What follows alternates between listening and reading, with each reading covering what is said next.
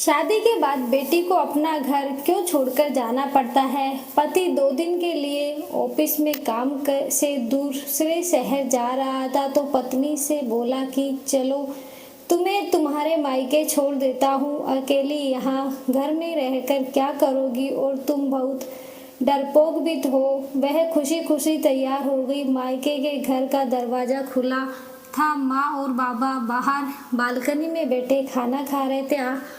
अचार और चटनी के साथ हालचाल पूछने के बाद उसने अपने बाबा से कहा, आप तो कभी अचार और चटनी के साथ रोटी नहीं खाते, तो आज क्यों? तो बाबा ने कहा, बेटी जी कभी कभी खा लेनी चाहिए, इसका भी अपना अलग ही मज़ा है। उसने अपने पिता की आंखों में लाचारी देख ली थी। उतने में भाभी बाहर आई और चेहरे पर झूठी मुस्कान सजाए पूछने लगी, रहने आई हो?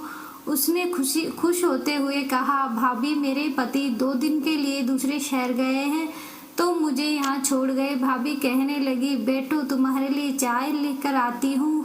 पर वह भी अपने माता पिता के खाए हुए बर्तन समेटने लगी और कहने लगी कि मैं भी भाभी की मदद कर देती हूँ और साथ ही भैया से भी मिल लूँगी। यह कहते हुए वह अंदर चली गई। बर्तन किचन में रखकर वह भाई के कमरे की ओर चल पड़ी तो उसे भाई और भाभी की बातों की आवाज़ सुनाई दी। भाभी भैया से कह रही थी, तुम्हारी बहन ब्याह कर तो गई है लेकिन अम्मा बाबा की चौखट ना छोटी, अभी तक जिनका भी दिल करता है मुंह उठाकर बच्चे समेत चली आती है।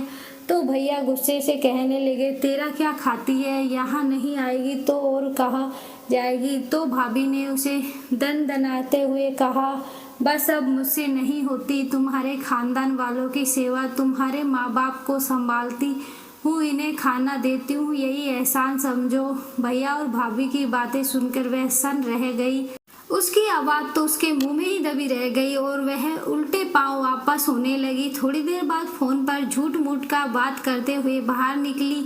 अच्छा माँ जी, आप लोग आए हैं, गांव से पहले ही बता देते, मैं मायके नहीं आती। अच्छा आप परेशान ना हो, ऐसा करे आप तब तक पड़ोस के घर में बैठे, अभी आती हूँ। माँ बाप ने देखा तो आश्चर्यचकित होकर पूछने लगे, बेटा क्या हुआ, अभी आई थी और अभी जा रही हो? कहने लगी, नहीं माँ बाबा, मेरी सासू माँ और ससुर जी आए हैं, उन्हें ऐसे कैसे छोड़ दूँ? अभी जाती हूँ, फिर कभी आ जाऊंगी। आप दोनों अपना ख्याल रखिएगा। अपने आंसुओं को दबाते हुए वह अपने माता पिता से मिली और बोझल कदमों से के साथ खुद को हौसला देते हुए अपने घर को वापस चली गई। उस रात के खाने में नमक ज़्यादा लग रहा था, जबकि वह नमक उसके गले में उतर रहे आंसुओं का था। यह सच है कि माँ बाप होते हैं, लेकिन कभी कभी उनके होते हुए भी वह बेबस होते हैं।